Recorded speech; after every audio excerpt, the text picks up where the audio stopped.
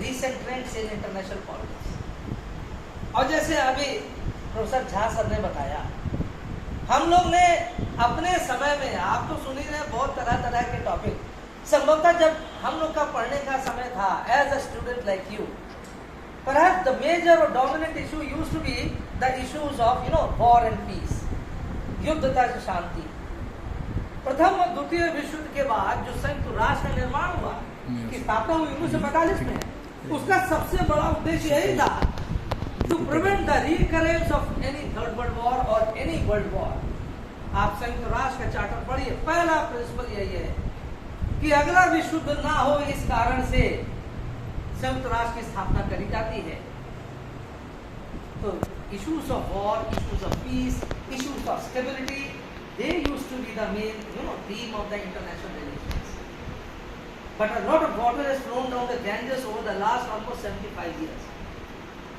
अब तो इतने विविध प्रकार के विषय हो गए हैं और लगभग हर कुछ वर्ष पर एक नया विषय चला आ रहा है।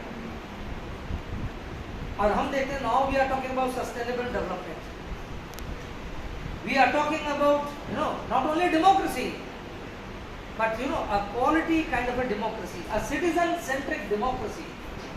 आज लोकतंत्र कहने मात्र से ही बात पूरी नहीं आती है, आज नागरिक केंद्रित लोकतंत्र के बारे में बात हो रही है। पहले ये नहीं होता था, पहले तो था कि लोकतंत्र नाम परम तंत्र, लोकतंत्र ही सबसे अच्छा तंत्र होता था। लोकानाम तंत्राणाम इति लोकतंत्रम, जनानाम तंत्रम इति जनतंत्रम। बस इतना कह देने मात्र से लोकतंत्र की परिभाषा हो जाती थी। लोगों के द्वारा जो तंत्र चलाया जाता है वही जनतंत्र या लोकतंत्र होता है। लेकिन आज there is a need to refine और to redefine what democracy is, because today there are so many different kinds of variants of democracy. आपने सुना होगा लेटेस्ट कॉर्पोरेट डेमोक्रेसी कहा जाता है। जे.के. गालब्रेथ जो बहुत बड़ा अमेरिकन नॉवलिस्ट था, लिटरेरी और एक्सपर्ट था, उसने कहा था इंडस्ट्रियल डेमोक्रेसी के बारे में। हैरोल्ड लास्की ने भी इंडस्ट्रियल डेमोक्रेसी के बारे में बात की थी। बिजनेस डेमोक्रेसी, एक नया शब्द चला, business democracy. Cricket diplomacy, oil diplomacy, data diplomacy, कितने प्रकार के भाई लोकतंत्र की परिभाषा आज करी जा रही है।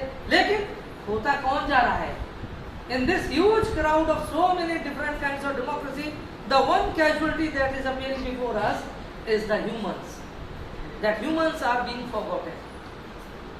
Today we are living in a globalized world, a democracy that is run by the instrument of democracy, where private sector, where LPG, not liquefied petroleum gas, balki liberalization, privatization and globalization, these are the buzzwords of democracy। नागरिक तो कहीं दिखता ही नहीं उसको। इसीलिए आज आवश्यकता पड़ रही है पूरे वैश्विक समुदाय को इस बात को पुनः परिभाषित करने की। Let us be focused on the basic element और the basic unit of democracy, that is the individual. बहुत सारा प्रगति हो रही है, लेकिन रूस और यूक्रेन में क्या हो रहा है? Ultimately who is feeling the Brunt of the entire war? It is a common people। रोज हजारों लोग मर रहे हैं। कहने के लिए यूक्रेन भी डेमोक्रेसी है, रशिया भी डेमोक्रेसी है, but is this democracy where both are clashing with each other and some nations they are stoking the embers of fire। दो देश तो लड़ रहे हैं, तीसरा एक गुट ऐसा है जो और युद्ध भड़का रहा है और हथियार दे रहा है। किसी की वॉर गेम आगे बढ़ रहा है, किसी का आर्मामेंट इंडस्ट्री आगे बढ़ रही है। मनुष्य के बारे में कौन बात कर रहा है? व्यक्ति के बारे में। तो मेरा मानना सबसे बड़ी क्राइसिस आज डेमोक्रेसी को लेकर है, और वो democracy that is called as a citizen centric democracy, citizen centric development. फिर डेवलपमेंट के बारे में बात करें तो आज कहा जाता है डेटा इज डेवलपमेंट। आपको फ्री इंटरनेट जितना ये मिलता है, डेटा मिलता है ना, उसी कहा जाता है यही डेवलपमेंट है, यही डेमोक्रेसी है। A free democracy is one which allows you to have, unlimited access to data। ये बात सही है, सबने भी अभी कहा। आज का जो विश्व है, बहुत सारी चीजें वहां चल रही है। उसमें टेक्नोलॉजी है, उसमें कमोडिफिकेशन है, उसमें कम्युनिकेशन है, और भी कॉपरेशन और कॉन्फ्लिक्ट तो पहले से चलता रहा है। ये नए नए जो उसमें और फैक्टर्स आ गए हैं, कमोडिफिकेशन यानी वस्तुकरण, बाजारीकरण, मार्केटाइजेशन, और इसी के आधार पर कहा गया भाई जब तक हमको डेटा नहीं मिलेगा हम कैसे जुड़ पाएंगे। That is good, that is necessary, that is no challenging और contesting this modern aspects of democracy, but definitely data is not development, let us be very sure. फिर दूसरा कहा गया डीकार्बोनाइजेशन इज डेवलपमेंट। आजकल जितने भी वैश्विक समुदाय या सम्मेलन होते हैं सब जगह आप जानते हैं पर्यावरण की रक्षा के बारे में कहा जाता है, और इसलिए कहा गया जितना आप अधिक से अधिक कार्बन एमिशन से आप दूर होंगे, फॉसिल फ्यूल से जितना आप दूर हो जाएंगे उतना ज्यादा अच्छा होगा। फॉसिल फ्यूल यानी ये जो एमिशन जो कार्बन एमिशन है, जिसे कहते हैं कार्बन फुटप्रिंट, जितना कम से कम हम कार्बन का उत्सर्जन करेंगे उतना अच्छा है, और इसीलिए कहा गया decarbonisation is development, that is good. लेकिन again it cannot be equated with democracy. These are the aspects of democracy. A good democracy definitely needs to have these kinds of things, and these are the supporting pillars of a citizen-centric democracy. ये सब किसके लिए हो रहा है? ये आम जनता के लिए हो रहा है, और इसीलिए व्यक्तिगत रूप से मेरा मानना है, और कुछ कई स्कॉलर्स ने भी कहा है कि आज आवश्यकता है सबसे पहली बात नागरिकों को बचाने की। जितना भी दुष्प्रभाव पड़ रहा है, चाहे वो कार्बन उत्सर्जन से हो, चाहे वो युद्ध जो परंपरा से चला रहा आज भी हो रहा है, और चाहे अत्यादरा सर्वत्र वर्ज्यते, यानी अत्याधिक से तो बचना चाहिए, चाहे वो अति आदर हो चाहे अति संशय हो, दोनों चीजों से। बहुत ज्यादा आदर, बहुत ज्यादा संशय, दोनों घातक होता है। माता पिता संतान को प्यार करते हैं लेकिन एक सीमा तक, उसके आगे नहीं। अगर हम डेटा सबको यूं ही फ्री में बांटते रहेंगे तो संभवतः इसके दुष्परिणाम भी सामने दिखने लगेंगे। It will have its own deadly effects. इसीलिए उतना ही डेमोक्रेसी में जिसे कहते हैं मिलना चाहिए, जितना विकास के लिए अनिवार्य है, जो विकास के विपरीत ना हो। और अगर इसी तरह का, जैसे हम लोग बात करते हैं फ्रीबीज के बारे में, बहुत लोग कहते हैं आजकल, हमें हमारे जैसे लोग कहते हैं, पढ़े लिखे वर्ग कहते हैं कि that freebie culture is also again a vital part of democracy. Freebie culture यानी जो सरकार देती, मुफ्त का सामान देती, that is essential, but it is essential only to a limit. एक सीमा के बाद, जैसे लॉर्ड एक्टर कहते हैं ना, British scholar, power corrupts and absolute power corrupts absolutely. शक्ति अच्छा है, सामर्थ्य अच्छा है, स्वायत्ता अच्छी है, लेकिन मर्यादा के बाद फिर वो कोई चीज अच्छी नहीं रहेगी।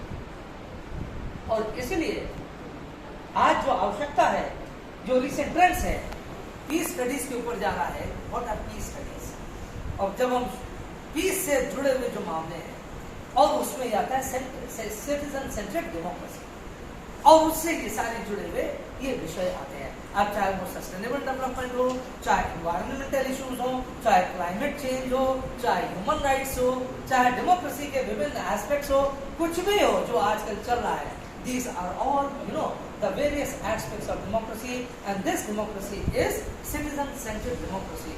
No issue can be discussed in the absence of the citizen. और देखिए, जब जब ये प्रयास किया जाएगा वैश्विक समुदाय के द्वारा या हमारे द्वारा, हम सब चीज की चर्चा तो कर लेंगे, लेकिन अगर पूरे कागज पर ऑन अ ब्लैंक स्लेट, है ना, जिसे कहते हैं क्लीन स्लेट पर अगर हम व्यक्ति का नाम लिखेंगे तो कुछ नहीं होगा। It is something like building a castle in the air. हवाई किले बनाने की तरह से होगा। अब जैसे आजकल कहा जाता है पीस थ्रू फोर्स, एक नया कंसेप्ट आ गया है, पीस थ्रू फोर्स, यानी शांति शक्ति के माध्यम से, या शक्ति के माध्यम से शांति। ये चल तो रहा है, जो प्रदर्शन हो रहा है रूस और यूक्रेन में, इससे पहले अजरबैजान और आर्मीनिया में हुआ था। And this is the new equation that is now working in international relations. ये नया जो डिस्कोर्स है, can peace really be achieved through force? अब इसके ऊपर प्रश्न चिन्ह लगे हैं, किस सीमा तक? अब संयुक्त राष्ट्र में इसमें पहल करना चाहिए, लेकिन संयुक्त राष्ट्र मौन है। आज जितने भी संघर्ष हो रहे हैं, जो ओपन वॉर्स हो रहे हैं, where is the United Nations? किसी ने कहा it has gone in coma, some say it has gone in comatose, some say it is in suspended animation। ये तो हमने अभी तक सुना था भाई, हमारी विधानसभाएं सस्पेंडेड एनिमेशन में हो सकती है अनुच्छेद 356 के अंतर्गत 2 महीने के लिए हो सकती है, लेकिन अब नया ये बात आ रही है कि it is in suspended mode.